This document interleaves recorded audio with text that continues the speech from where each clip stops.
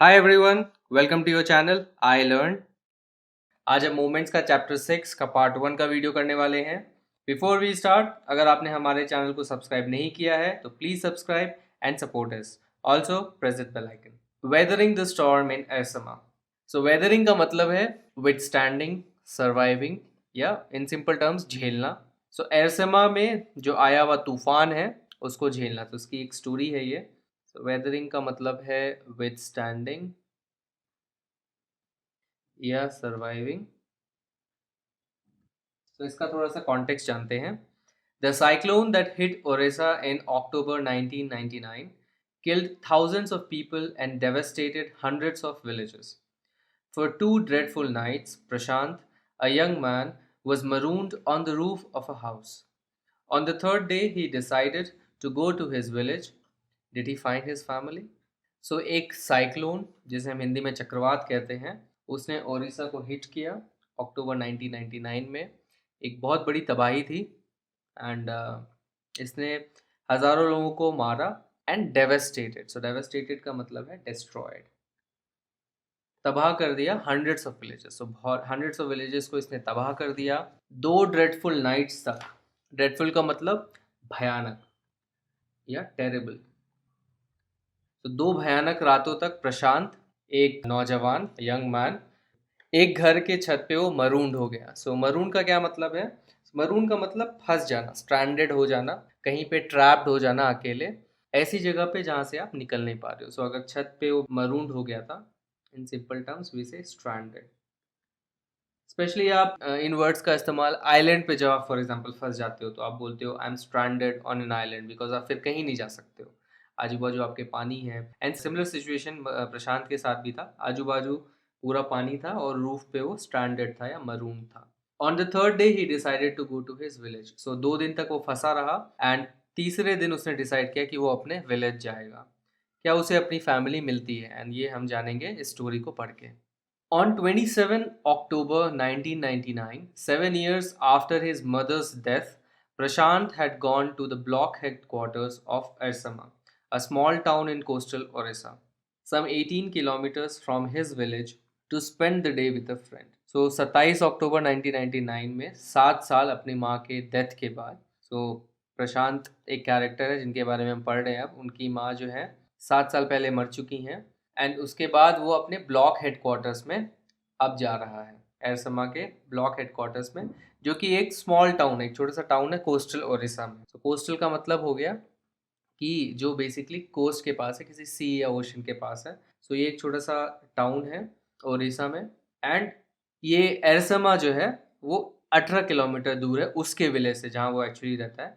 And वो एरसमा क्यों जा रहा है? To spend the day with a friend, अपने दोस्त के साथ दिन बिताने के लिए जा रहा है। In the evening, a dark and menacing storm quickly gathered. Winds beat against the houses with a speed and fury that Prashant had never witnessed before. So शाम को डार्क और menacing. So menacing का क्या मतलब है?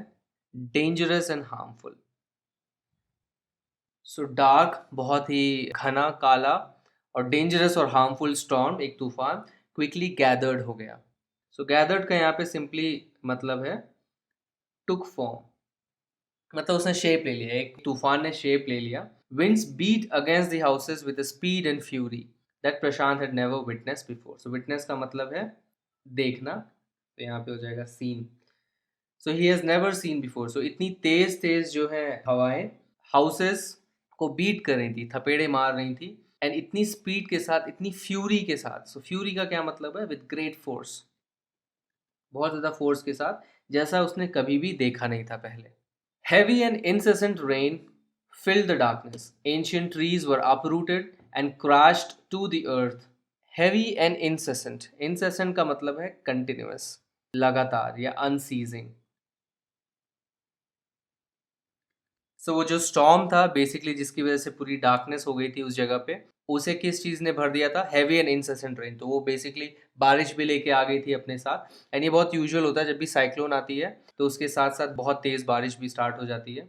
Ancient trees, बहुत जो पुराने प्राचीन पेड़, बहुत ही ओल्ड। सो एंशियंट का यहाँ पे मतलब हो जाएगा वेरी ओल्ड।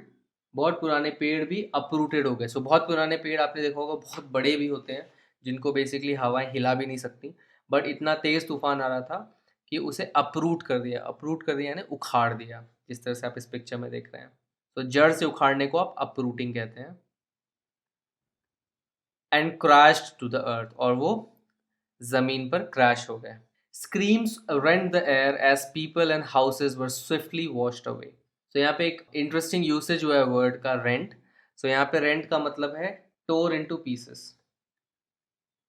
एंड इस सेंटेंस में रेंट द एयर का मतलब हो जाएगा कि हवा को चीर देने वाली। सो इतनी तेज तेज स्क्रीम्स आ रही थी, इतनी तेज तेज लोग चिल्ला रहे थे कि हवा को चीर देने वाली आवाज है बेसिकली।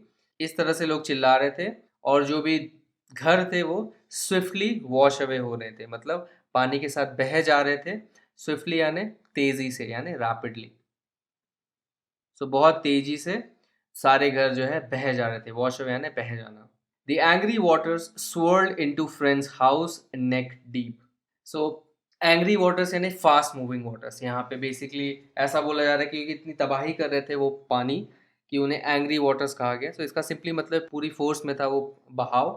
सो angry waters swirled into friend's house. Swirl करना यानी इस तरह से घूम घूम के भंवर के शेप में मूव करना। तो स्वर्ल यानी move in twisting pattern.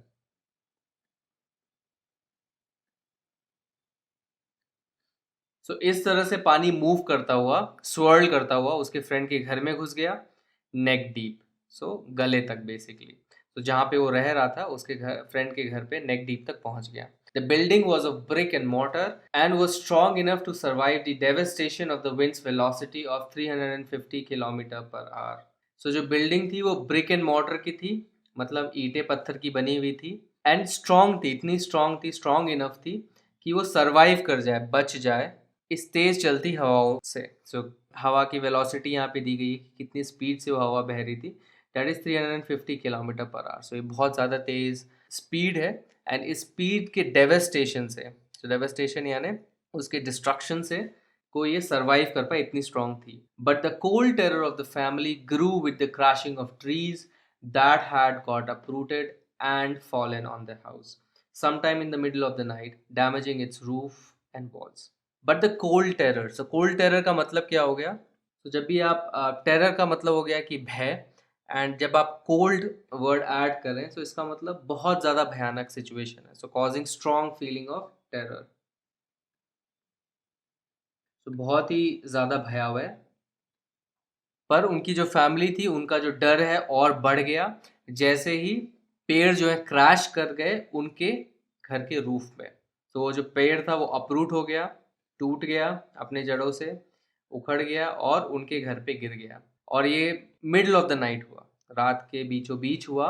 And इसकी वजह से उनके जो रूफ थे, वॉल से, वो डैमेज हो गए। The crazed destruction wrought by the cyclone and the surge of the ocean continued for the next 36 hours, although wind speeds had reduced somewhat by the next morning. Crazed destruction. Destruction यानी तबाही, and crazed का मतलब क्या है? Insane या out of control. पागलपन जिसे हम कहते हैं। Insane या wildly out of control. ये जो आउट ऑफ कंट्रोल डिस्ट्रक्शन हो रहा था बाय द साइक्लोन, रॉट का मतलब हो गया ब्रॉट या cost. And the surge of ocean, जो ओशन वहां पे बे ऑफ बंगाल है उड़ीसा साइड, और जो बे ऑफ बंगाल में सर्ज था, जो राइज हो रहा था ओशन में, ये कंटिन्यू हुआ अगले 36 आवर्स तक। सर्ज का मतलब हो गया राइज। ऑल दो, पर जो है विंड की स्पीड जो है रिड्यूस हो गई थी कुछ हद तक, समवॉट यानी कुछ हद तक, नेक्स्ट मॉर्निंग तक। To escape the waters rising in the house, Prashant and his friend's family had taken refuge on the roof. जो पानी का स्तर उनके घर पे बढ़ रहा था, राइज हो रहा था, उससे बचने के लिए, एस्केप करने यानी बचना, उससे बचने के लिए प्रशांत और उसके फ्रेंड की फैमिली जो है रिफ्यूज लेती है रूफ पर। रिफ्यूज लेने का मतलब क्या है? शेल्टर लेना या पनाह लेना। आपने ये वर्ड देखा होगा, रिफ्यूजीज के लिए यूज़ किया जाता है, जो दूसरे कंट्री से आते हैं एंड इलीगली दूसरे कंट्री में घुसते हैं ताकि वहाँ पे वो शेल्टर ले सके या पनाह ले सके। तो उनके लिए भी हम टर्म रिफ्यूजीज यूज़ करते हैं। वहीं से ये टर्म आया रिफ्यूज। उन्होंने क्या ली? पनाह ले ली रूफ के ऊपर। प्रशांत will never forget the shock he experienced at his first glimpse of the devastation wrought by the super cyclone in the grey light of the early morning. सो प्रशांत कभी भी नहीं भूल सकता जो शॉक हुआ उसको, उसने जो एक्सपीरियंस किया फर्स्ट ग्लिम्स देख के। सो ग्लिम्स का मतलब क्या है? झलक। सो उस तबाही की पहली झलक देख के उसे जो शॉक हुआ वो कभी नहीं भूल सकता। एंड ये तबाही कौन लेके आई थी? It was cause by the super cyclone. So cyclones की भी रेटिंग होती है कि किस डिग्री का साइक्लोन है, एंड ये जो 1999 में साइक्लोन आया था उसे सुपर साइक्लोन कहा जाता है, बिकॉज बहुत ज़्यादा डेडली था, वो बहुत तबाही मचा के गया। एंड ये डेवास्टेशन उसे कब दिखी? सुबह, अर्ली मॉर्निंग, सुबह सुबह ग्रे लाइट में। सो हल्की हल्की लाइट जब सुबह होती है, डॉन का समय है, उस समय उसे ये पहली झलक दिखी। A raging deadly brown sheet of water covered everything as far as the eye could see. Only fractured cement houses still stood in a few places. So a raging का मतलब क्या है? तूफानी, stormy. सो स्टॉर्मी और deadly brown sheet of water. So एक brown sheet of water जो है सब चीज़ को कवर कर लिया था। सो ब्राउन क्यों बोल रहे हैं वो? क्योंकि वो उस पानी में बहुत ज़्यादा मड होता है हर जगह से। सो वो पानी एकदम ब्राउन कलर का होता है और डेडली है वो, क्योंकि सबकी जानें ले रहा है। और इस वाटर ने सब चीज़ों को कवर कर लिया। सो पूरी बाढ़ आ गई है बेसिकली, इन शॉर्ट। एंड जहाँ तक वो देख सकते थे वहाँ तक उनको ये ब्राउन शीट ऑफ वाटर दिख रहा है, और इसके अलावा उन्हें कुछ नहीं दिख रहा है, सिर्फ कुछ फ्रैक्चर्ड, सो इस तरह से दरार आए हुए, टूटे हुए सीमेंट हाउसेस दिख रहे हैं जो अभी भी खड़े हुए थे किसी जगहों पे। सो वो एक छोटा गांव था, एरसमा भी एक छोटा सा टाउन ही था, गांव था। सो वहाँ पे नॉर्मली जो झोपड़पट्टियाँ होती हैं, एंड सब बह गई पानी से, इन सबको सबमर्ज कर लिया पानी ने। कुछ जो पक्का हाउसेस थे, इस तरह के जो सीमेंट हाउसेस थे, वो ही कुछ खड़े हुए थे, जो वहाँ पे फ्रैक्चर्ड फॉर्म में खड़े हुए दिख रहे थे उन्हें। Bloated animal carcasses and human corpses floated in every direction. So bloated का मतलब swollen with water, पानी से जब कुछ फूल जाते हैं। सो इस तरह से, फॉर एग्जाम्पल जब भी आप देखेंगे कि मरने के बाद किसी भी जानवर की बॉडी पानी से फूल जाती है। सो जिस तरह से आप ये swollen बॉडी देख रहे हैं, इसको ब्लोटिंग कहते हैं। सो ब्लोटेड का मतलब हो जाएगा swollen with water, पानी से फूल जाना। सो ब्लोटेड एनिमल कार्केसेस, कार्केसेस यानी dead body. So carcasses word का इस्तेमाल आप नॉर्मली एनिमल्स की डेड बॉडी के लिए करते हैं। सो जानवरों की डेड बॉडीज और ह्यूमन कॉप्सेस भी, कॉप्सेस यानी again dead body, and corpse word का इस्तेमाल आप ह्यूमन डेड बॉडीज के लिए करते हैं। सो जानवरों और इंसानों की डेड बॉडीज जो हर जगह फ्लोट हो रही थी, और वो कैसी थी? Swollen with water. All round even huge trees had fallen, हर जगह इवन बड़े बड़े पेड़ भी गिर गए हैं। Two coconut trees had fallen on the roof of their house. This was a blessing in disguise, because the tender coconut from the trees kept the trapped family from starving in the several days that followed. So दो coconut के, नारियल के पेड़ उनके छत पे, उनके घर के छत पे गिर गए थे, बट ये ब्लेसिंग इन डिस्गाइज था। सो ब्लेसिंग इन डिस्गाइज यानी कि जब भी आप इस टर्म का यूज़ करते हैं, इसका मतलब कि जो भी चीज़ आपको भयानक लग रही है, या आपको लग रहा है कि उससे कुछ प्रॉब्लम हो रही है आपकी, but it is still a blessing. एक तरह से आपके लिए ब्लेसिंग है, भेस बदल के वो ब्लेसिंग आई है। सो दिस गाइज यानी भेस बदलना, भेस बदलना। क्यों? क्योंकि जो टेंडर कोकोनट्स थे, सो जो हरे कोकोनट होते हैं, जो पूरी तरह से पके हुए नहीं होते हैं, जिनमें पानी और गरी दोनों होती हैं, तो उनको आप टेंडर कोकोनट बोलते हैं। टेंडर इसलिए क्योंकि वो अभी भी सॉफ्ट होते हैं, वो पूरी तरह से हार्डन नहीं होते हैं। एंड टेंडर कोकोनट्स वो जो पेड़ पे लगे हुए थे, उसने किस तरह से हेल्प की? फैमिली को स्टार्व करने से बचाया। स्टार्विंग करना यानी भूख से बचाया कुछ दिनों तक, जो आगे उन्हें बिताने थे। सो इस तरह से वो ब्लेसिंग इन डिस्गाइज हो। सो इवन दो उस पेड़ ने उनकी छत को तबाह कर दिया था, जिसकी वजह से पूरा पानी और आने लग गया, बट स्टिल वो ब्लेसिंग इन डिस्गाइज था, बिकॉज अब उनके पास खाने के लिए कुछ था। For the next 2 days Prashant sat huddled with his friend's family in the open on the rooftop. So next 2 दिनों तक प्रशांत जो है बैठा रहा, हडल्ड, हडल्ड यानी क्राउड टुगेदर। तो आपस में नज़दीक नज़दीक बैठना। सो ऑब्वियसली रूफ में इतनी जगह नहीं है कि आप फैल के बैठ सको, तो इसलिए उनको हडल करना पड़ रहा था, आपस में सट सट के बैठना पड़ रहा था अपनी फ्रेंड की फैमिली के साथ खुले में रूफ टॉप पर। They froze in the cold and incessant rain. The rain water washed away Prashant tears. So वो जम गए थे ठंड में, और इनसेसेंट रेन, सो जो कंटिन्यूसली बारिश हो रही थी उसमें, और रेन वाटर जो बारिश का पानी था, वो प्रशांत के आंसुओं को बहा रहा था। तो मतलब प्रशांत रो रहा था। डेफिनेटली बहुत ही इमोशनल मोमेंट होगा किसी के लिए भी जब इस तरह की तबाही कोई देखेगा। The only thought that flashed through his mind was whether his family had survived the fury of the super cyclone. So वो इसलिए रो रहा था, अब हमें समझ में आता है कि उसके दिमाग में एक ही थॉट जो है फ्लैश हो रहा था. सो फ्लैश होना यानी बहुत जल्दी आना, बहुत सडनली आना. सो कम क्विकली एंड सडनली. जैसे कैमरा का फ्लैश जो है अचानक से आता है, दैट इज़ द वर्ड. उसी तरह से इसका मीनिंग आपको समझना है. तो वो जो थॉट एकदम फ्लैश हो रहा था, बहुत जल्दी आ रहा था और सडनली आ रहा था. और क्या थॉट था वो, कि क्या उसकी फैमिली सरवाइव कर पाई इस फ्यूरी को, इस फोर्स को, सुपर साइक्लोन की. Was he to be bereaved once again. So bereaved का मतलब क्या है, lost a close relative due to their death. तो जब आप किसी क्लोज रिलेटिव को खो देते हैं उनकी मौत की वजह से, तो उसको बिरीव करना कहते हैं. सो अब वो सोच रहे क्या मुझे वापस बिरीव करना पड़ेगा, क्योंकि उनकी माँ ऑलरेडी जा चुकी थी. एंड वो सोच रहे थे अब मेरी फैमिली भी शायद सरवाइव ना कर पाए साइक्लोन को. 2 days later, which seemed to Prashant like 2 years, the rain ceased and the rainwater slowly began to recede. So 2 दिन के बाद, जो कि प्रशांत को 2 साल जैसा लग रहा था, रेन जो है बारिश बंद हुई, सीज यानी स्टॉप्ड. और जो बारिश का पानी है धीरे धीरे रिसीड करने लगा. तो रिसीड करना यानी पीछे हटना, move back in a way. So obviously जब आप इस तरह से खुले में बैठे हो एंड आपके दिमाग में इतने सारे थॉट्स आ रहे हैं कि आपकी फैमिली के साथ क्या हुआ होगा, तो समय बहुत मुश्किल से कट रहा होगा प्रशांत के लिए. इसलिए शायद उसे 2 दिन 2 साल जैसे लग रहे थे. Prashant was determined to seek out his family without further delay. तो प्रशांत एकदम डिटरमिन्ड था, एकदम दृढ़ था अपनी फैमिली को ढूंढने के लिए. तो सीक आउट करना यानी to find. Hide and seek for example हम बोलते हैं खेलना, छुपन छुपाई. सो सीक का मतलब होता है ढूंढना, दैट इज टू फाइंड.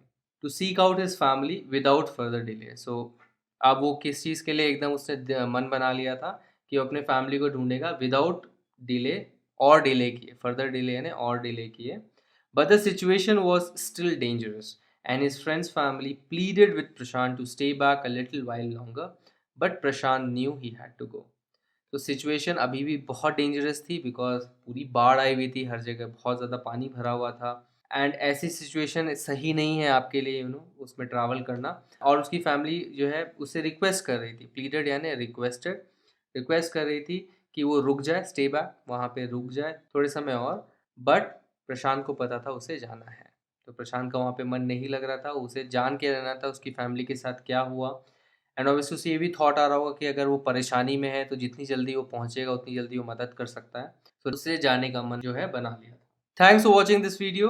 अगर ये वीडियो आपको पसंद आए तो इस वीडियो को एक लाइक दीजिए, अपने comments and feedbacks comment section में लिखिए, और हमारे चैनल को सब्सक्राइब कीजिए. आप हमारे चैनल को सब्सक्राइब इस गोल लोगो पे क्लिक करके सब्सक्राइब बटन दबा के कर सकते हैं. इस बेल आइकन को भी प्रेस करना ना भूलें ताकि हमारे सारे वीडियोस की नोटिफिकेशंस आप तक जल्द से जल्द पहुंचे. इस चैप्टर के पार्ट 2 के लिए स्टे ट्यून. Bye bye.